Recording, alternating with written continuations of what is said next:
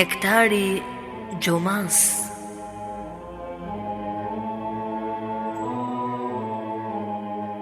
Prezanton Fondacioni Kur'anit.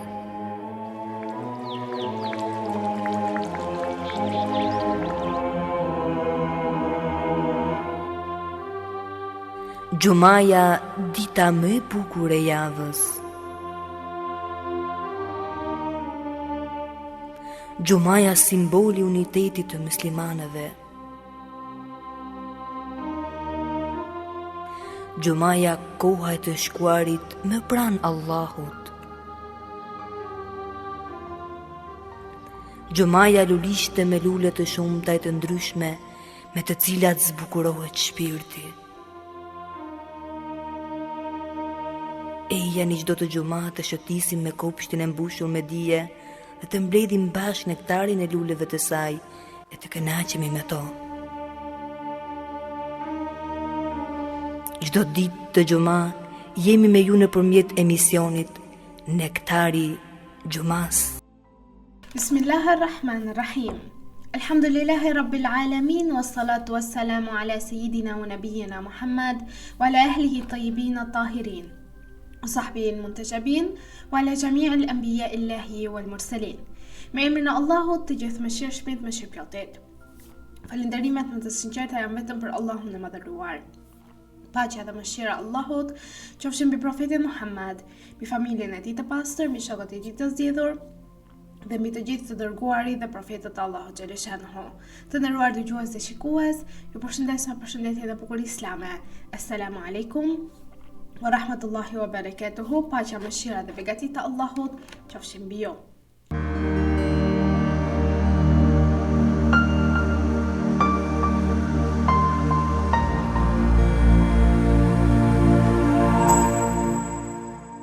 Besimi në Allah është drita që jep kuptim jetës së njeriut dhe busulla që e udhëzon atë në jetën e kësaj bote. Ajo është burimi i sigurisë në pasiguri, i shpresës në vështirësi dhe i paqes në trazirat e zemrës.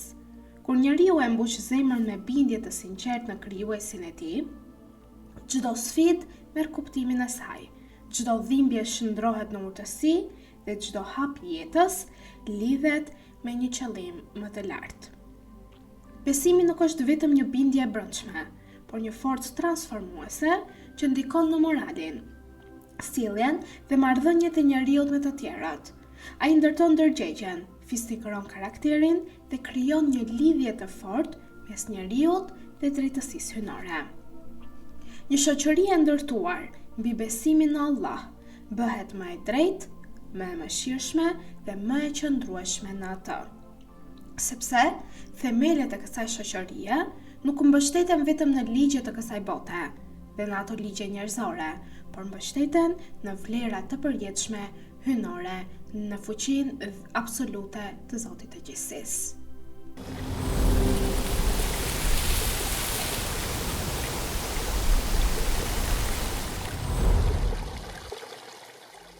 Të nderuar dëgjues dhe shikues, do ju ftoja të ndiqnim së bashku për ditën e sotme 11 ajetet e surës Duha. Me emrin e Allahut, të gjithë mëshirshmit, mëshirëplotit. Betohem në shkëlqimin e paradites dhe në natën kur terret e qetësohet. Se Zoti yt nuk të ka braktisur e as nuk të uren Muhammad sallallahu alaihi wasallam. Natyrisht, jeta e ardhshme për ty është më e mirë se kjo jetë. E sigurisht që Zoti yt do të jap ty sa të jesh i kënaqur. A nuk ishe jetim e ai të dha streh? A nuk të gjeti të paditur për Islamin e të udhëzoi? A nuk ishe nevojtar e të bëri të mos ja kesh nevojën askujt? Prandaj, mos e shtyp jetimin. Lypësi mos e largo me ashpërsi dhe shpalli mirësitë e Zotit tënd.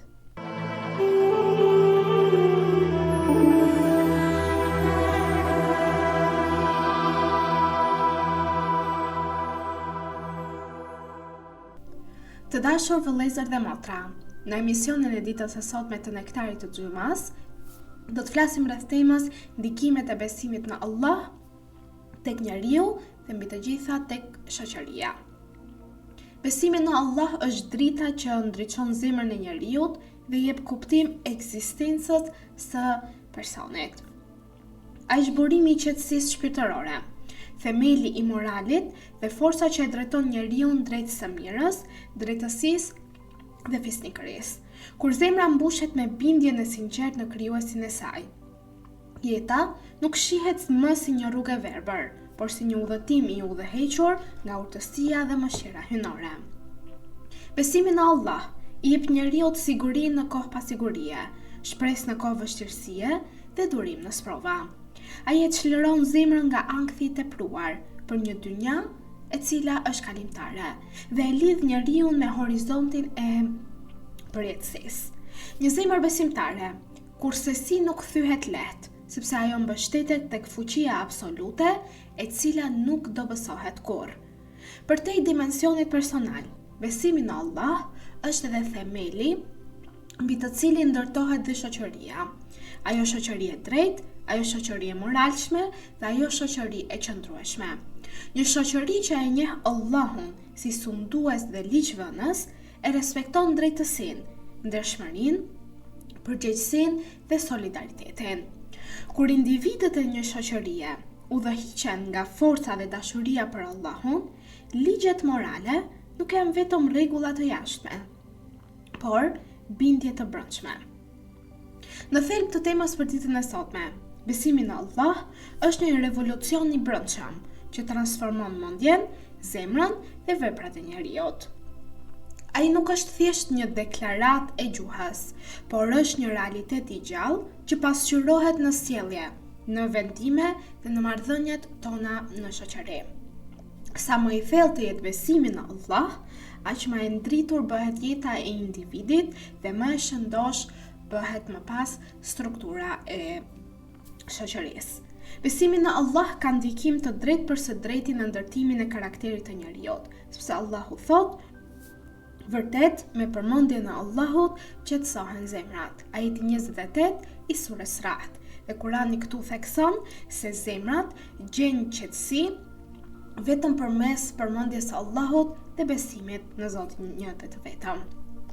Kjo qetësi shpirtërore e bën njeriu të qëndrueshëm, më të mençur dhe në vendime të jetë pra i durueshëm dhe të jap vendimin e saktë përballë sprovave të jetës. Një besimtar i vërtet nuk fundoset në dëshpërim, sepse e di se çdo gjë që mund t'i ndodhi në këtë jetë është një sprovë kalimtare dhe është një sprovë e ardhur nga ana e Allahut xhaleshanhu për ta treguar ai në ato momente se sa beson ai në Zotin e gjithësisë. Dhe ai është i bindur se çdo gjë që ndodh me urtësinë dhe vullnetin hyjnor, pra me vullnetin e Allahut. Allahu thot: Bismillahirrahmanirrahim. Ndoshta e urreni diçka, por ajo është më e mirë për ju. Dhe ndoshta e doni diçka, por ajo është e keqe për ju. Allahu di e ju nuk dini. Ajeti 216 i surës Bekara. Dhe nga kjo perspektiv, Ehli Bejti paqja qoftë mbi ta, thonë se besimi është shtylla kryesore e dinjitetit njerëzor. Imam Aliu paqja qoftë mbi të ka thënë: besimi është themeli mbi të cilin ndërtohet çdo e mirë. Kush e humb besimin, i shembet çdo vlerë e tij. Pra ky hadith tregon se pa besim, morali bëhet i brisht, bëhet i dobët dhe qëllimet humbasin kuptimin dhe veprat nuk kanë më atë thellësinë e tyre shpirtërore. Besimi në Allah e edukon njeriu me përgjegjësi dhe vetë kontroll. Kur njeriu e di se Allahu e sheh atë në çdo gjendje të tij, njeriu mundohet të largohet sa më shumë nga padrejtësia dhe nga mëkati.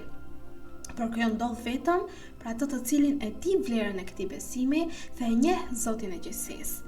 Imam Jafer Sadiq paqja qoftë mbi të ka thënë: ai që beson në Allah dhe beson se Allahu e vëzhgon, turpërohet të kryej mëkat dhe kur është i vetëm. Kështu pra, besimi shndrohet në një mburojtje të fuqishme kundër devijimit moral. Ndikimi i besimit shtrihet edhe në forcën e shpresës dhe të optimizmit. Kurani ndalon besimtarët të bien në dëshpërim nga mëshira e Allahut, teksa thuhet: Bismillahirrahmanirrahim. Mos u dëshpëroni nga mëshira e Allahut, vërtet, vetëm jo besimtarët dëshpërohen nga mëshira e Allahut. Ajeti 87 i surës Yusuf. Profeti Muhammed sallallahu alaihi wasallam ka thënë: besimtari është gjithmonë mes shpresës dhe frikës, shpreson në mëshirën e Allahut dhe druhet drejtësisë së tij. Ky ekuilibër i shenjtë është një nga sekretet më të mëdha të qëndrueshmërisë së shoqërisë dhe anës shpirtërore. Shpresa e lidh zemrën me mëshirën e pafundme të Allahut dhe i jep besimtarit dritë në errësirë, ndërsa frika nga drejtësia hyjnore e mbron nga mendjemadhësia, pakujdesia dhe rënja në mëkat. Një zemër që jeton vetëm me shpresë mund të rrëshqas drejt vetkënaqësisë, ndërsa një zemër që jeton vetëm me frikë mund të bjerë në dëshpërim. Por, kur këto dy gjendje bashkohen në harmoni me njëra tjetrën, zemra mbetet e gjallë, e përullur dhe e mbushur me vetëdije hyjnore. Ky ekuilibër e bën besimtarin të jetë larg ekstremiteve shpirtërore dhe e udhëzon njeriu drejt një adhurimi të sinqert, të vetëdijshëm dhe mbi të gjitha të qëndrueshëm derisa të ketë frymë në këtë jetë. Ai e mëson njeriu të mos e marrë si të garantuar mëshirën e Allahut pa vepra, por as të mos e humbas shpresën në faljen e Zotit të gjithësisë për shkak të gabimeve që mund të ketë bërë. Dhe në këtë mënyrë, besimi shndrohet në një rrugë të mesme, një rrugë e mençurisë, maturisë dhe përkushtimit të sinqert. Në planin shoqëror, besimi në Allah ndërton një kulturë drejtësie, përgjegjësie dhe solidariteti. Ai nuk mbetet vetëm një përjetim personal, por shndrohet në forcë që formëson marrëdhëniet njerëzore, normat morale dhe strukturat shoqërore të shoqërisë. Kur njeriu dhe të gjithë njerëzit e ndërtojnë jetën e tyre mbi bindjen e Allahut dhe se Allahu sheh çdo vepër tonën dhe dëgjon çdo fjalë që ne themi, njerëzit bëhen më të ndërgjegjshëm, për shembull në drejtësi, bëhen më të drejtë në gjykim dhe më të mëshirshëm në pushtet dhe më të sinqert në marrëdhënien e tyre me të tjerët. Kurani e vendos drejtësinë dhe bamirësinë si shtylla të rendit shoqëror, teksa thotë Allahu urdhëron drejtësi, bamirësi dhe dhënje ndaj të afërmëve dhe ndalon imoralitetin, të keqen dhe padrejtësinë. Ajeti 90 i surës Nahl. Dhe ky ajet përfaqëson një kushtetutë morale universale, e cila, nëse zbatohet sinqerisht, e shndron shoqërinë në një ambient sigurie, respekti dhe harmonia. Drejtësia garanton barazi dhe mbron të drejtat e njeriut. Bamirësia në këto momente forcon lidhjet shoqërore, sepse një i pasur bëhet një dhe solidaritohet dhe rritet uniteti midis të varfrit dhe të pasurit, dhe në këto momente shuhet edhe urrejtja nëpërmjet bamirësisë, ndërsa ndalimi i padrejtësisë mbron shoqërinë nga prishja morale dhe nga shpërbërja etnike dhe etike. Kur individët e përvetësojnë këtë parim hyjnor dhe e zbatojnë atë në jetën e tyre të përditshme, shoqëria bëhet më e sigurt, më e ndershme dhe më e bashkuar. Besimi i vërtet krijon njerëz që nuk mashtrojnë, nuk tradhtojnë dhe nuk shtypin dhe asnjëherë nuk përfitojnë nga dobësia e të tjerëve. Besimi në Allah kultivon një ndërgjegje kolektive, ku secili ndjen përgjegjësi jo vetëm për veten, por për të gjithë që ka rreth e rrotull tij. Imam Aliu paqja qoftë mbi të ka thënë, shoqëria që ndërtohet mbi frikën nga Allahu nuk shembet nga stuhit e padrejtësisë. Dhe kjo thënie përmbledh një të vërtetë të thellë, se shoqëritë që nuk mbështeten në vlera shpirtërore dhe në frikën ndaj Allahut janë të brishta, të ekspozuara ndaj korrupsionit, tiranisë dhe shkatrimit moral.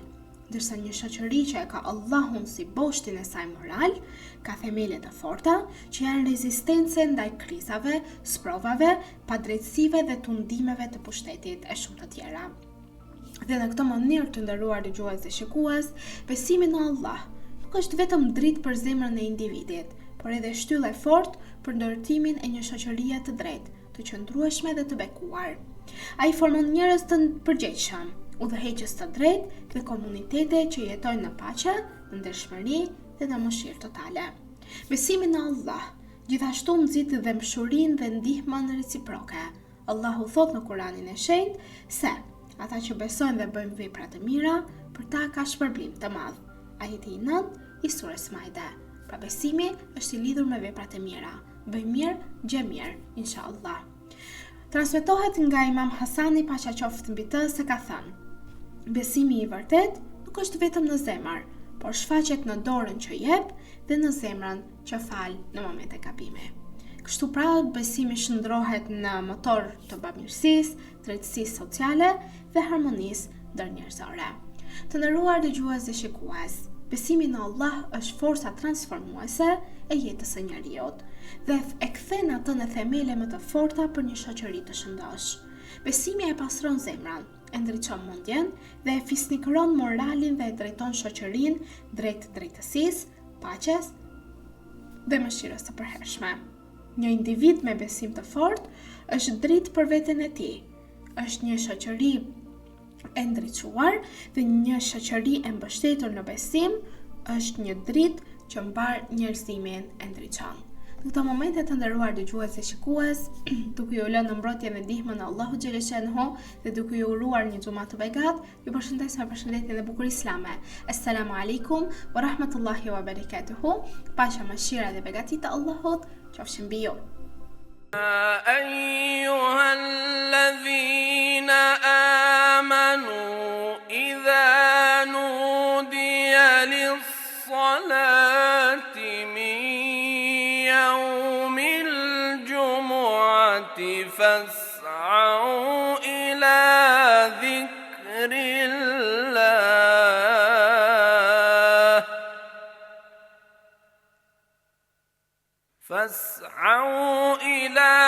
ذكر الله وذروا البيع ذلكم خير لكم إن كنتم تعلمون.